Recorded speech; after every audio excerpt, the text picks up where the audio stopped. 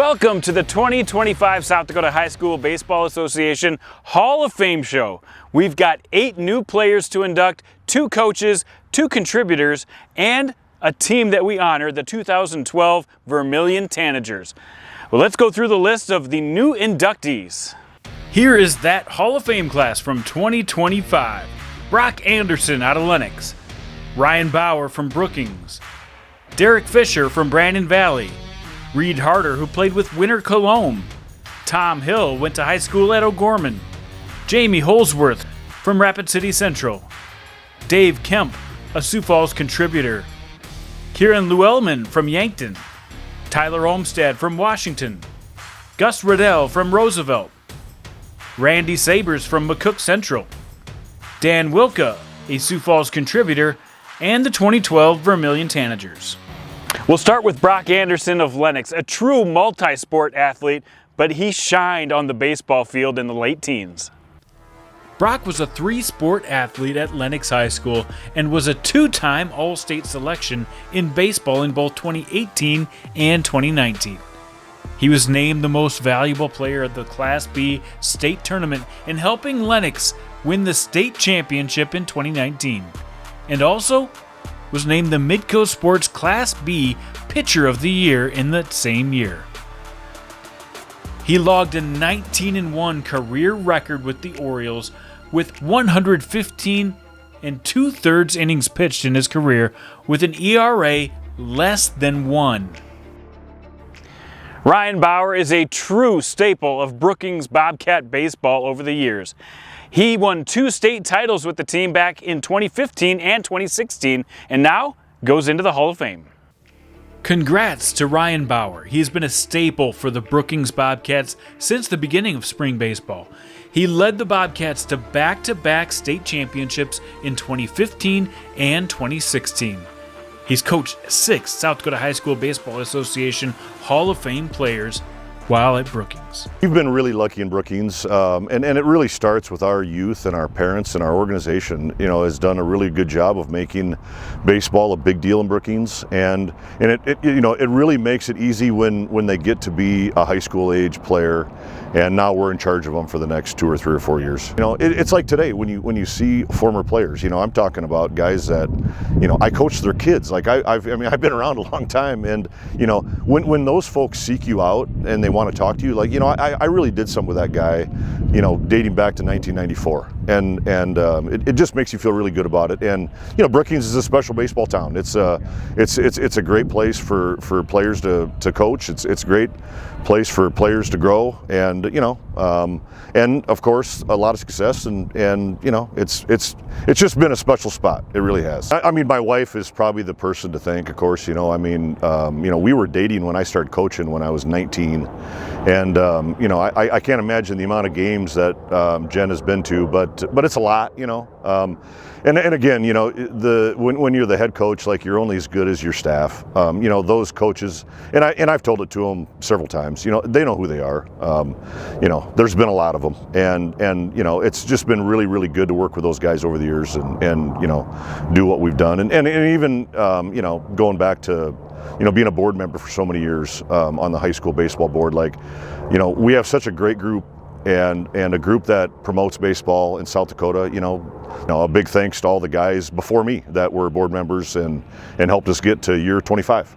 So, Derek Fischer was a prep 3-sport standout at Brandon Valley. Fischer played football, basketball, and baseball. He earned first-team All-Region and first-team All-State recognition in his senior year of 2010 in baseball.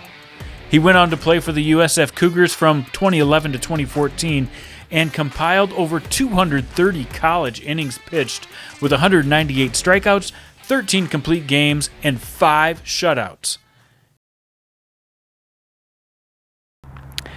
I had a chance to talk to Reed Harter before he tragically passed away in January of 2026. But he was a member of the 2025 Hall of Fame Club because he was one of the best players to ever come out of Colome. I was very privileged to be on good teams throughout my entire high school career. I started playing high school baseball in 8th grade. Pretty unique to be able to have the privilege to start on the varsity team in 8th grade, so that was awesome. But as we, leveled up each year, our teams got better. But when I think about it, obviously it's kind of ending my career, winning a state championship, obviously. It didn't really hurt. Didn't really hit today very well, but, we played good defense and we pitched well. Reed Harter was named a first-team All-State player 3 times and lettered for winner Colome for 5 seasons. He hit .533 as a senior, recorded a 2.86 ERA with 43 strikeouts as a senior. He went on to play baseball at the University of Sioux Falls and Dakota Wesleyan. First and foremost, got to go to mom and dad. Spent many hours at a baseball field watching me. My mom spent countless amounts of hours and money trying to get me recruited to play college baseball. Because, growing up in a town of 300 people, it's pretty hard to get noticed a little bit. But yeah, bless those 2 souls for just introducing me to baseball and carrying me along the way. And then obviously I want to give a shout out to Drew Weber, who was our high school baseball coach, now the current head boys basketball coach in T. But he kind of took on as our high school baseball coach my junior year, and kind of just was the kind of the glue to us, I felt like, and knew what our playing style was and really culminated our team together with that. He will be remembered as one of the best to ever come out of Colome. Tom Hill was known on the football field at O'Gorman as one of the best quarterbacks ever to go there, but he was equally as good at baseball and had a Hall of Fame career. He graduated from O'Gorman in 2004, was named to the 2003 All-State second team. He also was a 2002 Legion All-State third baseman, and in 2001, a high school All-State second team pitcher. Jamie Holsworth worked tirelessly to bring baseball to Rapid City during the spring season. He launched the Rapid City Central program in 2005 and made a lot of opportunities for players across the Black Hills. Dave Kemp was the historian of South Dakota high school baseball for years, but what most people don't know is he played a pivotal role in the growth of Sioux Falls baseball. Dan Wilka and I came up with the idea of, they worked on the idea of starting Sioux Falls team and building around that. So anyway, that's what we wanted to do with that identity, and we could see that happening as we got expansion from 2003 up to a statewide level and going from 30 to 50 some teams. And it's very neat now, 20-some years later, to go up and see these kids. And this might be the only sport they play in high school, but they are able to play baseball, get letters, do that, and that's the identity. Congratulations to Dave Kemp, a true baseball supporter. One of the best control pitchers to ever play in the spring was Kieren Luellman of Yankton. He carried a 0.00 ERA into the postseason of his junior year. So when thinking about my favorite memories in high school, I just think about more of the general idea of being able to play with so many of the same guys for those 3 to 4 years.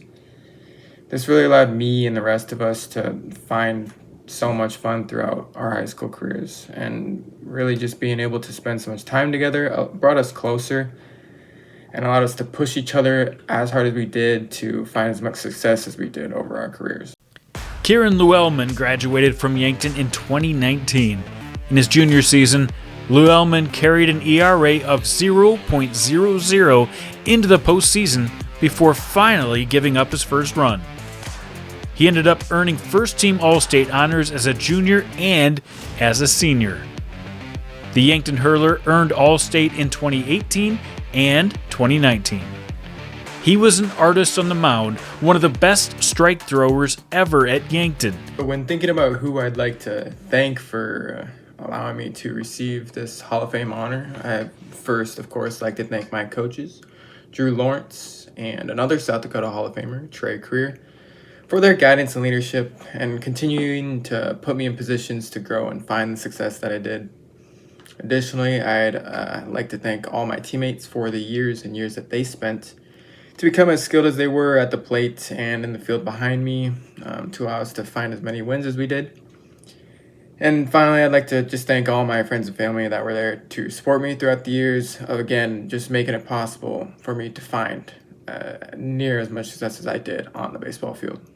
In an era of tough baseball players, Tyler Olmstead may have been one of the toughest. A true baseball lover, Tyler would do anything to help his Washington Warriors win. Chad actually called my dad and told him, so then they got my family all together for a random dinner, and I showed up, and it was just supposed to be my mom, dad, and my wife, and my brother, and it ended up being my whole family. I was like, what is going on here? Did I miss a text message or whatever? And Intervention. yeah, and then so then I sat down, and about 5 minutes in, my dad handed me a baseball and said, hey, congratulations, just wanted to let you know this is what's going on. And yeah, it was awesome. It felt really good to be recognized, so yeah. Olmstead was a true student of the game. I just remember being real excited just to play on the big fields and everything, and yeah, it's really cool. I loved high school ball. He earned first-team All-State honors as a dominant pitcher in 2016 and second-team All-State honors as a junior in 2015. He tallied 65 strikeouts with a 1.07 ERA in 39 innings of work as a junior and had a 6-2 record. His senior year, a 1.50 ERA with 50 strikeouts in 37 innings of work. He also batted .437 with 2 home runs. He went on to play baseball at South Dakota State after his storied high school career. My brother, first and foremost, I mean, we were in the backyard most. I had a lot of time with that guy. But then obviously my parents were huge into my development, my success. Missing weekends, missing work. I appreciate everything that they've done. I can't thank them enough. My Uncle Roy, he was big in me and my brother's development too. He was, he helped us out a lot. He was very diligent with us with baseball, football, and basketball. So he's one dude that really helped us out a lot when we were young too. Gus Radel may have been one of the most talented players I've ever seen. He helped his Roosevelt Rough Riders to an undefeated season in 2017. Gus Radel was one of the few players to be named a first-team All-State selection 3 different times. He was a huge part of the state championship that Roosevelt won in 2017. Gus was ranked as the #1 overall pitcher in South Dakota and number 159 nationally by Perfect Game. He went on to play 3 seasons for the University of Minnesota and finished his college career at Northern State University. When you talk to Randy Sabers, you're probably having a conversation about baseball. He launched baseball at McCook Central with true grit and determination.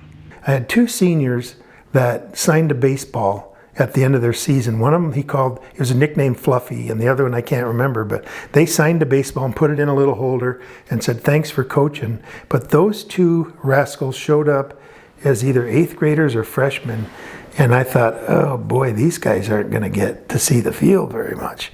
They went to Augie's camp, so I credit Tim Huber for having that in the fall, 2 years in a row, and when they showed up for spring baseball in sophomore year, I couldn't believe it. It was like, whoa, somebody transcended these guys. He led McCook to a state tournament appearance as a coach and has been a contributor to the game ever since. He's now the South Dakota Amateur Baseball Commissioner. Well, the one that comes to my mind would be my Uncle Dan. I mean, he was my Legion coach. And then when I managed the team in 1982, when we won the state tournament, he was the guy that had the contacts, and it was I was the named manager, but he was the one that was doing a lot of the recruiting. But and because he taught me how to do that, I ended up being the league president and then now the district commissioner. So I give him a lot of credit for that, because without that leadership, it would have been pretty hard. And some of that, if you're just going to go and do something on a whim, learning on the fly is probably the best way to do it. Matt Thomas is one of the best players to ever come out of Brookings. He was named the 2012 Legion Player of the Year. I think probably the best part of it was just, those van rides. Those are the ones you're not going to forget, stashing 12 guys in a van. As the years went on, I got to ride with Coach Bauer instead, and that was high class, right? Got your own seat, you're dialed in, but I can remember my freshman year, I was riding between Alex Parker and Matt Field, 2 300-pound guys on either side of me, and totally content, grabbing a shoulder to catch a snooze, didn't bother them one bit. So I think the van rides, the weather in South Dakota is always kind of a variable factor. So those are kind of, you know, just the off the field memories that always kind of, I think, stick with you. I think my first outing, varsity baseball, I was in Yankton, and you know, didn't have very good mound presence, but I struck out the side, and I was like, all right, this is not too tough sometimes, but some days it was easier than others, right? But he was an all-state selection in 2009 and in 2012. He was also named the Legion State A Player of the Year in 2012, and he helped his team to a state championship during the Legion season. Coaches first and foremost. I think growing up in Brookings, we had the best coaches in the state. I mean, in my opinion, Ryan Bauer, a Hall of Famer, Rob Hershoff, really good pitcher. Matt Bowman coached college baseball. He actually coached me in college. And you got Brian Schurslick, Billy Stitz, Mitch McClegan. I think the coaching staffs, number one, that I got to play under were phenomenal. I think we played the game the right way, which, you know, correlated to a lot of wins. Obviously, parents, right? You know, my parents both working. Now, gosh, tough for me to remember a time they missed a game. So, always super supportive that way. And then, you know, I got 2 years with my brother. That was special. You know, we were 2 years apart, but prior to that, we never had a chance really to play together or anything. So, made travel easier on my parents too. So they weren't going two different directions at once. But yeah, I think. And then, you know, you look back at your teammates you had. You know, I had awesome teammates. I don't, you know, remember having one teammate that was like, yeah, I don't know about that guy, you know, but yeah, I think that was the most special part of it for sure. Dan Wilka rolled up his sleeves and made baseball happen in Sioux Falls in the early days of the South Dakota High School Baseball Association. In visiting with different guys that had kids playing baseball, one of the things we talked about for a number of years is South Dakota not having high school baseball. And, you know, I talked around and talked to a lot of the different people in baseball in Sioux Falls and said, hey, what do we got to do here to get high school baseball started? And they're pretty much like, there's nothing you can do. We are doing this, and if you want to be in, here's what you got to do. You know, there's just way too many people that have done things throughout time to even think of all of the names and who did what, and you know, I don't even know half of it myself personally. But in the very beginning, the one person who, well, there's two people. You had Dave, and then I would say Judy Summers from Southeastern Baseball Association. Judy was always 100% behind the whole idea of high school baseball, and in the background, all of the clerical work that she did throughout the years. Judy needs to be recognized. Congratulations to Dan Wilka. Each year, the South Dakota High School Baseball Association honors a team, not only for their great play on the field, but the indelible mark that they leave on history.